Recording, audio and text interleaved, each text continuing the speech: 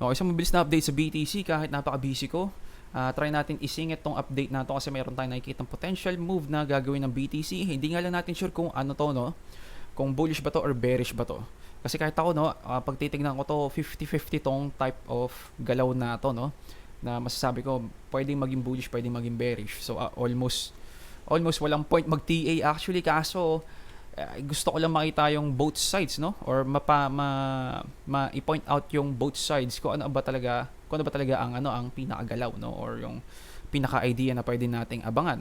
Okay, so sabihin natin kung bullish tayo, meron tayong potential na move dito na some sort of rising expanding wedge, no, o ano ba tawag dito, ascending expanding wedge ang tawag, na kinakalabasan may possibility nito maging leading diagonal. So mapapansin natin puro tayo overlapping candles, no? Overlapping candles dito, overlapping candles dito. Kinakalabasan. Meron din tayong mga ganyan, no? Yung pinakita ko doon sa daily time frame natin sa dito sa ilalim na mga leading diagonal, no? Meron tayong some sort of overlapping candles. Ito, no? Meron tayong overlaps dito. Overlaps. At hindi to impulsive, no? Hindi to impulsive, pero magiging impulsive siya sa third wave, no? Ibig sabihin, meron tayong start dito, no? Pwede tayong makakita ng ganon dito. Okay, dito sa part na to. Mabalik tayong 4 hours, ha? So, ito lang yung, no? Ito lang yung parang medyo weird dito, no? So, meron tayong possible, kasi ito, overlapping rin to, no? Overlapping din to. Meron tayong possible na leading diagonal na naman dito. Excuse me. Leading diagonal naman dito na meron tayong 5 waves. Na 1, 2, 3, 4, 5 dito. Then, etong move na to, etong push down na to, pwede natin masabi baka ABC correction lang to. Na A, B, C. So, ibig sabihin, kapag meron tayong bigger first wave, meron tayong bigger second wave, at ito yung mini first wave ng mas malaking third wave, possible na mangyari to na magpapump tayo na matindi. Okay? So, ayun ang kinakalabasan na bullish, no? So, meron din tayong break ng some sort of range na to, break na ito, na makikita natin, no? Meron tayong breakdown, retest, dump. Meron tayong retest, dump, then breakout. Then retest ulit, no? So, ibig sabihin, may some sort of significance tong blue line na to, no? Itong blue line na to. Okay? May significance yan, at kapag nasa ibabaw tayo, most likely bullish tayo, no? Bullish tayo. Pero kung titignan natin to, meron tayong lower highs, no? Hindi pa natin masasabi na fully bullish tayo dito hanggat hindi natin na-break tong mga to. Okay? So, idea lang tong tong potential move na to the upside, kasi meron tayong bilang dito na in case na ABC correction lang to tapos biglang magda-dump, actually nabigyan tayo ng ng sign na nagkaroon tayo ng higher volume sa pump. So, ito, no, for example, expect natin na itong C wave na to malakas ang rejection kasi meron tayong malaking red candle. Pero nung nag-pump siya, nagkaroon tayo ng higher green candle, no, sa volume. So, masasabi natin, okay, hindi pa tapos tong push up na to. Okay? Nakakalabasan. At mapapansin din natin, kung sasabihin natin, papasok dito yung ABC correction na mas malaking to. Meron tayong flat correction dito, A, B, C dito, na meron tayong some sort of potential impulsive move dito. So, after ng ABC, no? After ng ABC, anong gagawin? Magkakaroon to ng reversal na impulsive move na 1, 2, 3, 4, 5 para sa bigger first wave, bigger second wave, tapos malalaking third wave na 4 tsaka 5 na kakalabasan. Okay? So, gusto ko lang kayo aware doon na possible na mangyari yun. Lalo na yung C wave natin, ito, A, B, C na to, possible na 5 waves na to. Now, 1, 2, 3, 4, 5. So, may completion tayo, may possibility of completion ng C wave dito. Ibig sabihin, after ng C wave na to, meron tayong bullish move dapat. Okay? Pero dito napapasok yung bearish. Okay? So, kaya hindi ako maka-decide rin dito sa mga galaw na to kasi etong move na to, no, ito, mukha tong 5 waves. Kung titignan natin, meron tayong 1, 2, 3, 4, 5. Mukha tong 5 waves. Kaya isa sa mga rason kung bakit pumasok ako dito dati, kasi 5 waves to, no? 5 waves.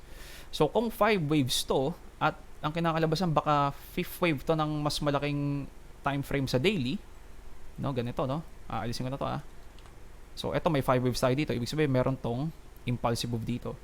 Ang kakalabasan, baka ganito pa ang wave count niyan. Meron tayong 1, 2, 3, 4, 5. Ano ang pagkatapos ng 5 waves? Most likely meron tayong ABC correction.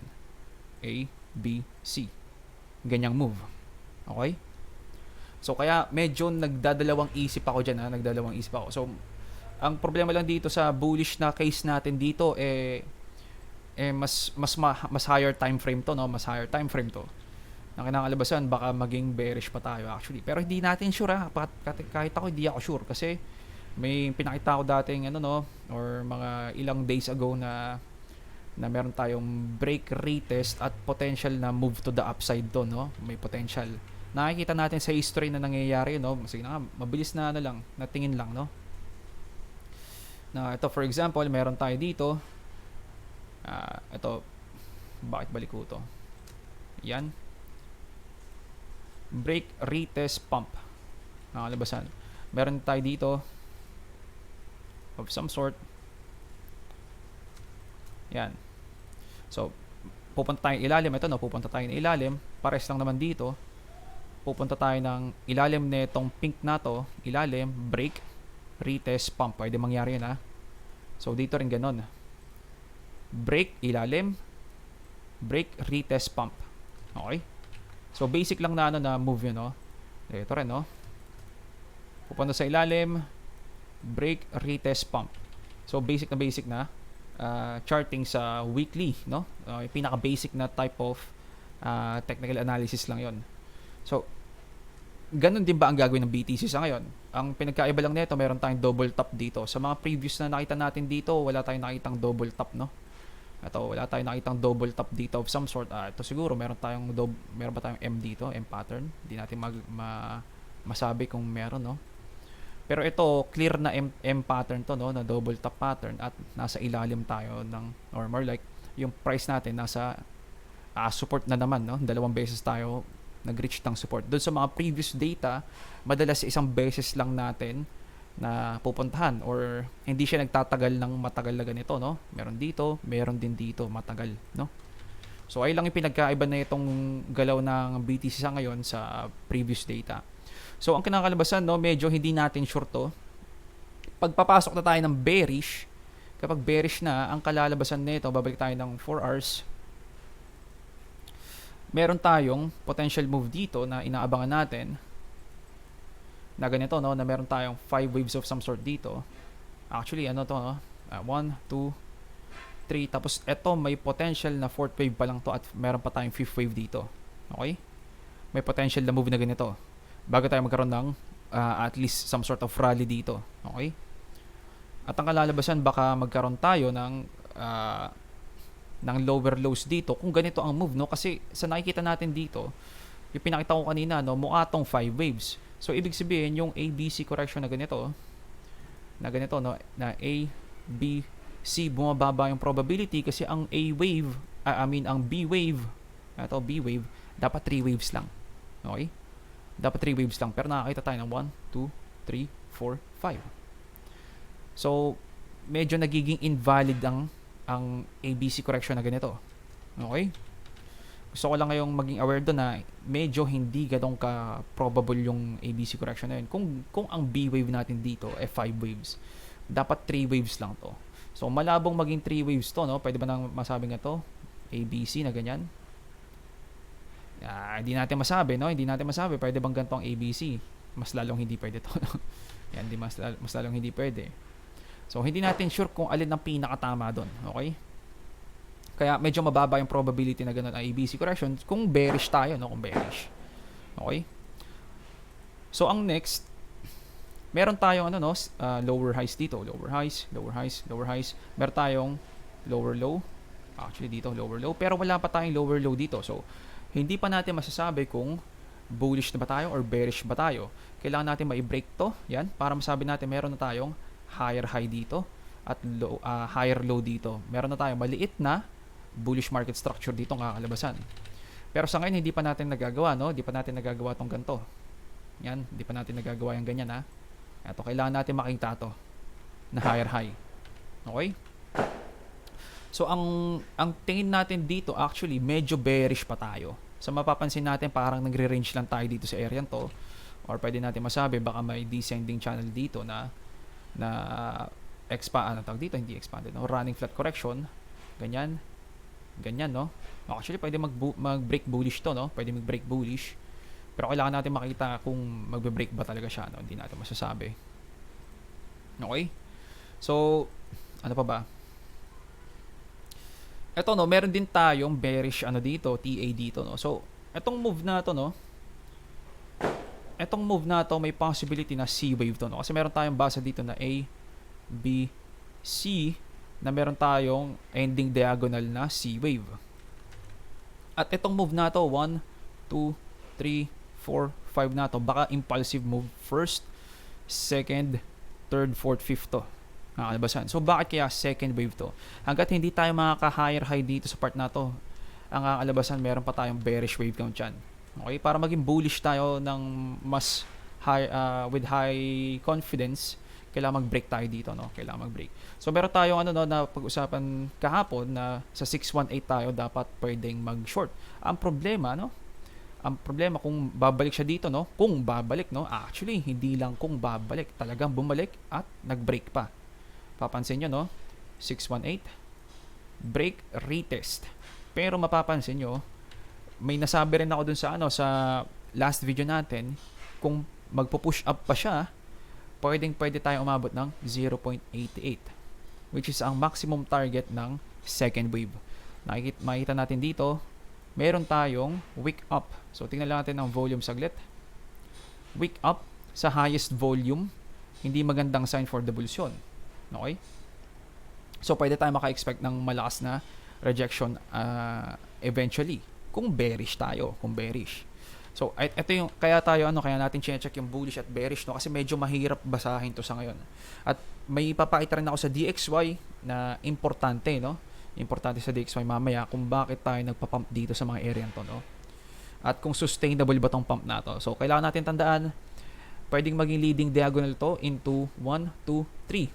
Impulsive move, or pwedeng maging 1, 2, 3, 4, 5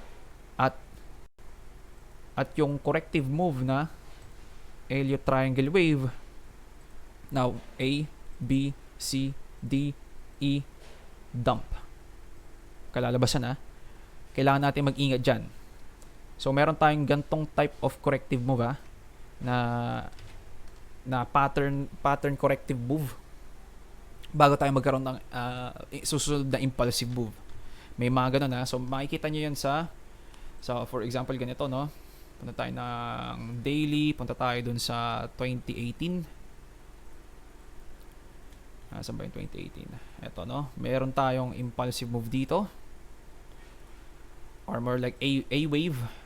Ganoon tayo ng B wave of some sort. Then, C wave. So, ang itsura nito, meron tayong A, B, C, D, E, dump. So, itong C wave, di ba C wave to, no? Oops. C wave. Meron tayong 1, 2, 3, 4, 5. Completion. Okay? So, gantong mga pattern na to, medyo delikado tong mga to, yung mga triangle na patterns. Pag nakakita kayo ng triangle, pwede siyang maging some sort of leading diagonal, ending diagonal, or corrective move. Okay? Or corrective move, So, ganun lang ang kailangan nating bantayan. So, ibig sabihin, hindi natin sure actually, no? Kasi may nakikita tayong bullish dito sa short-term time frame at bearish din naman. Parehas lang naman. Pero kung titignan natin yan sa longer time frame, meron tayong bullish market structure pa dito. Bullish market structure na ganito, no? Bullish market structure. Hindi pa rin tayo nag-lower low dito sa mga area to. Okay? Or dito, di pa natin nalalow to. Ang pinaka-bearish market structure pa lang natin, ito pa lang. Ito pa lang, So, technically, bullish pa tayo. Ang problema sa mas longer time frame, actually, nasa pa tayo? Nasa bearish market structure pa rin tayo. Sa mas malaking time frame, no? Mas malaking time frame.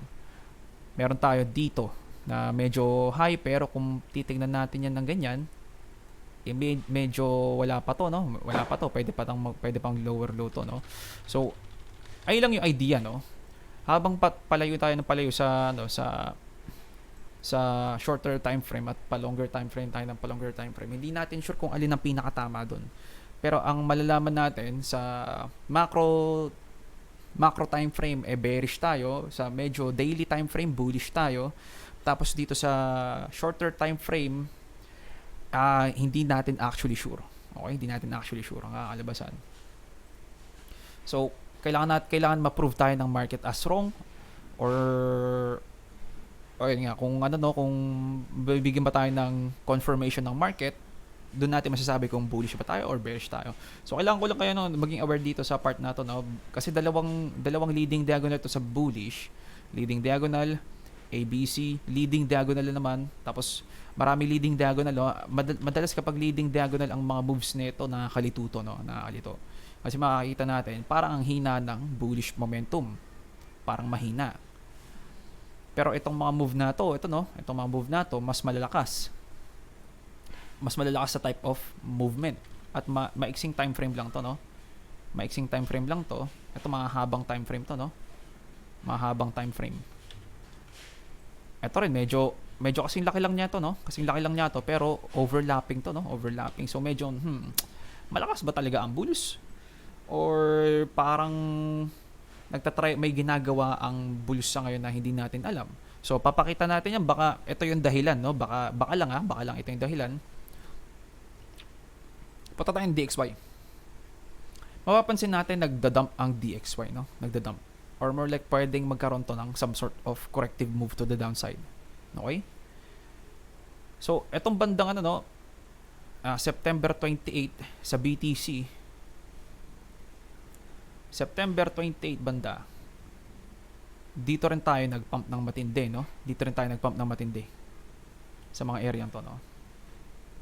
September 28, nagpump tayo ng matindi. Kasi nakita ng market, ang DXY humihina. Okay? Pero kailangan natin mapansin yung gantong klaseng move na to the downside na to. For example, no?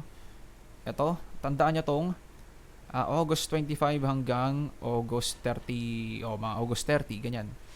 August 25 hanggang August 30, no? Titignan natin yan sa BTC. Saan banda yun? Ito, August 25. Ito, August 25 hanggang August 30. Makikita natin, hindi agad gagalaw ang BTC habang nagdadump yung DXY. So, kakalabasan, magsa-sideways ng konti, medyo higher lows na, then biglang magpapump. Kasi ang iniisip ng mga tao dyan, na nababagsak ang DXY. Babagsak, no? So, sa August 30, nagpump, no? Nagpump. Pero anong ginawa ng DXY? After niya ma-reach yung sa bandang August 30, nagpump ulit ang DXY. Anong ginawa ng BTC?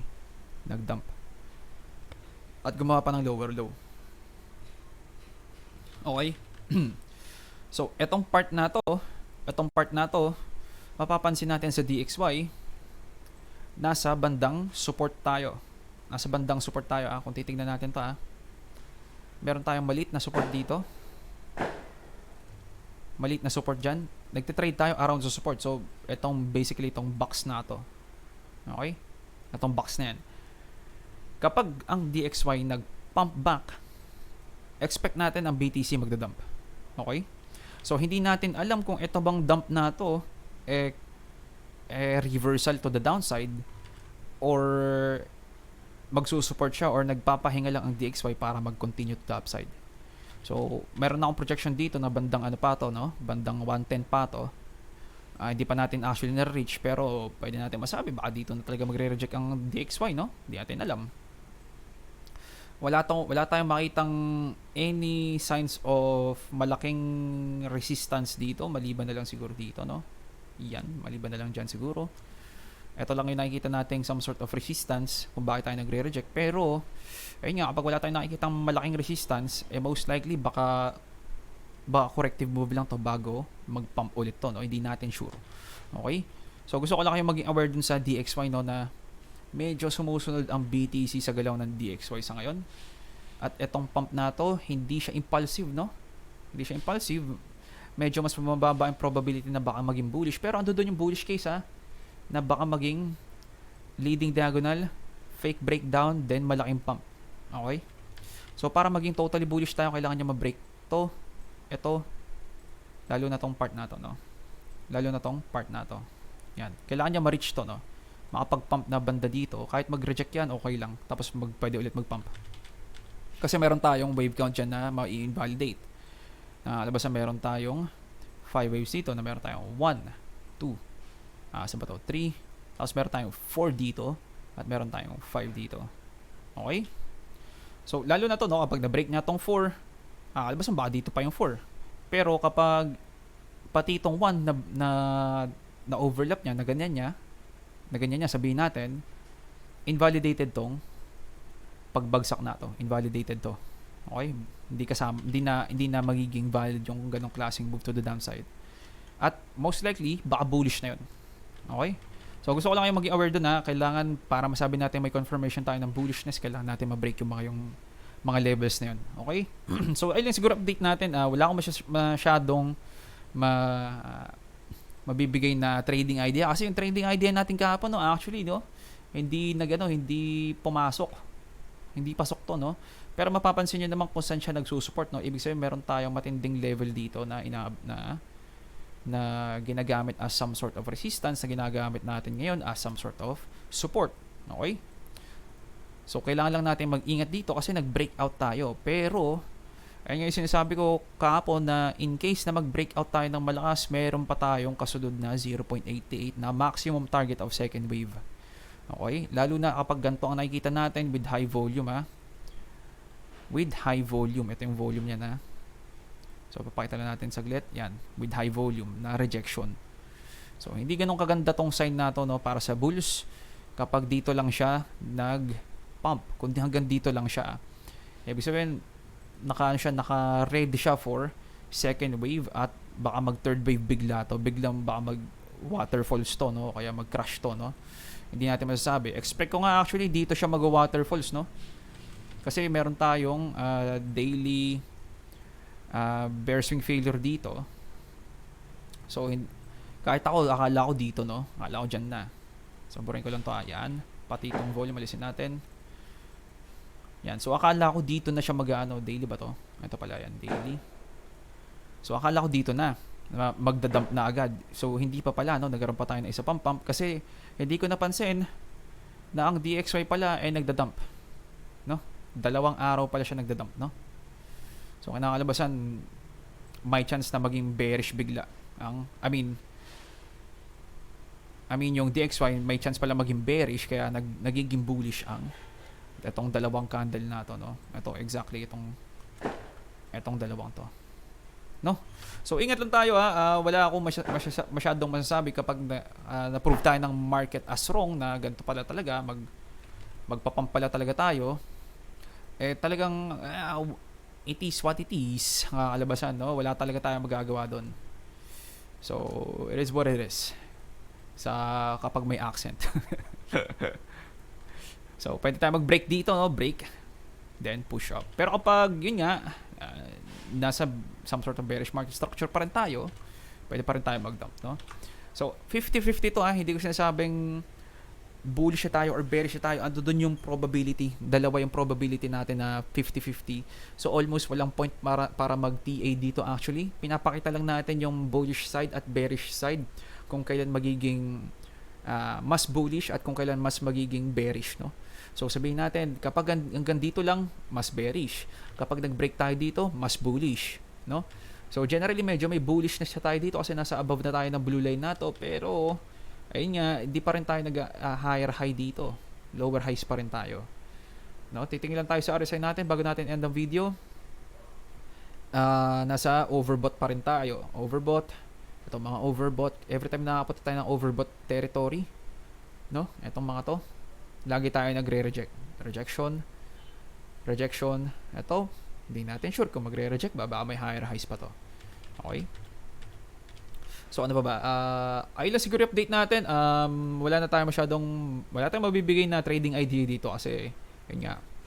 ah, Hindi natin expect na hanggang 0.88 to, no. At hindi rin natin expect na baka maging 5 waves din to na